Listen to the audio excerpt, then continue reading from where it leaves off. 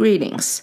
Today, we will discuss the possibility of Tolkien's canonization or beatification of sainthood, whether it is possible or something we will look forward to one day in the future, and all the things that are required in order for one to be so. By the end of this video, you will gain a further understanding of what canonization or beatification for sainthood entails specifically. It is also a topic that many fans have different opinions on. Some may hope for beatification or canonization of Tolkien, while others would prefer if he weren't thought of in this manner. Many might also think it kind of cliché or a weird claim made by an obsessed fan that one may simply just wish for Tolkien to be beatified or canonized just because they like Lord of the Rings or Middle-earth, his fantasy setting. However, while Middle-earth is for everyone regardless of religion, much has been written about Tolkien's Catholic faith and its influences in works like Lord of the Rings. The Lord of the Rings is of course a fundamentally religious and Catholic work, unconsciously so at first, but consciously in the revision.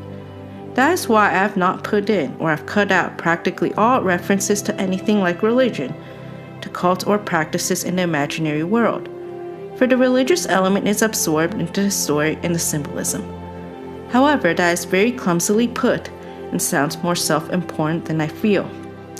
For as a matter of fact, I have consciously planned very little and should chiefly be grateful for having been brought up since I was 8 in a faith that has nourished me and taught me all the little that I know, and that I owe to my mother who clung to her conversion and died young, largely through the hardships of poverty resulting from it.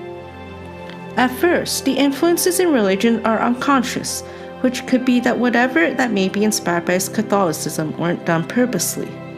But since the faith was such a big part of his life, he was able to unconsciously make Lord of the Rings a fundamentally religious and Catholic work.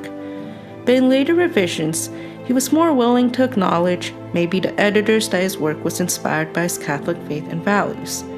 And even aside from this, the idea may not be as far-fetched as we may think, considering that he had a very faith-filled life. However, the process of canonization is also a long and arduous one. So, there are a few meanings of sainthood that we will discuss today, mainly to see how possible and plausible this idea is that we will one day see a canonized Tolkien. We are first going to discuss the general meaning of sainthood.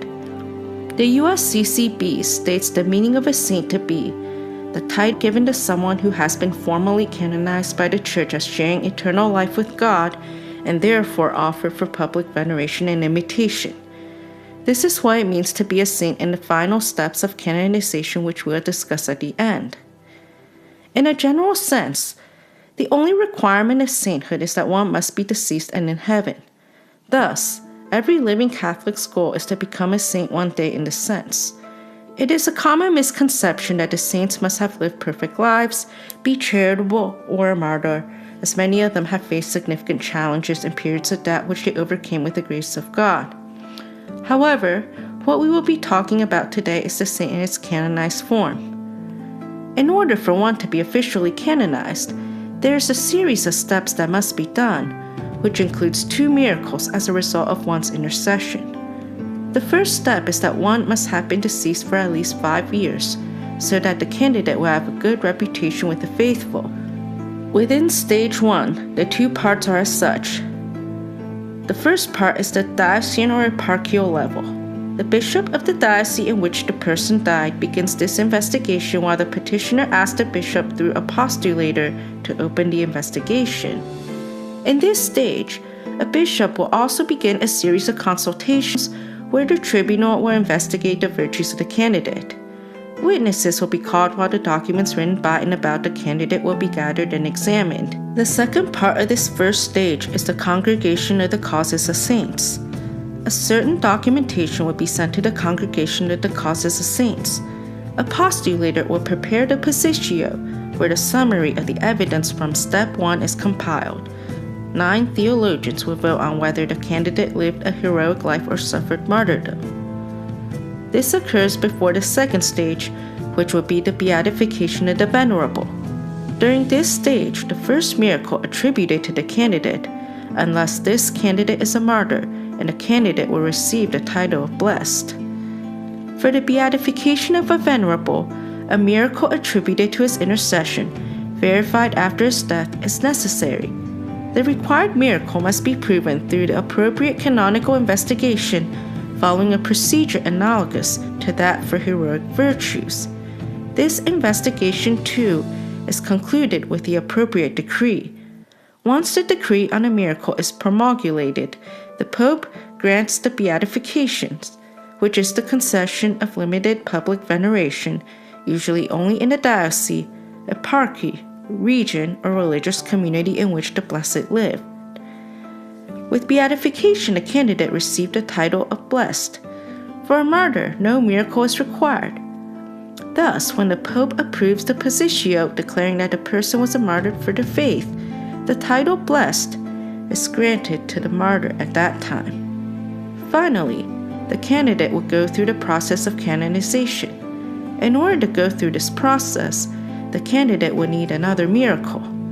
For canonization, another miracle is needed for both blessed martyrs and blessed who lived a virtuous life, attributed to the intercession of the blessed and having occurred after his or her beatification.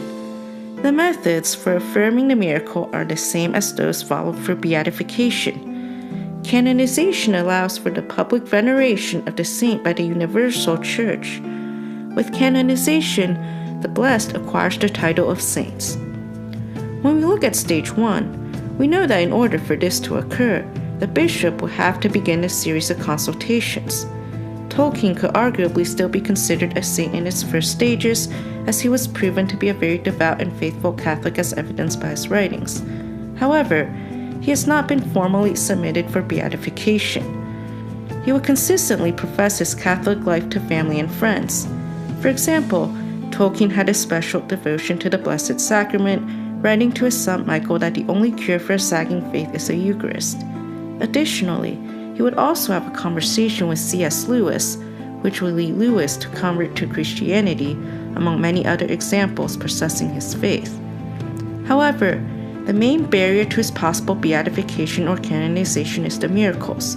While it is honorable that many, including myself, have cited Tolkien's works to be instrumental to their Catholic or Christian faith, at this point, no one has submitted the 2 miracles that would make that happen. However, it is still possible in the future. The second part of this first stage is the Congregation of the Causes of Saints, a circuit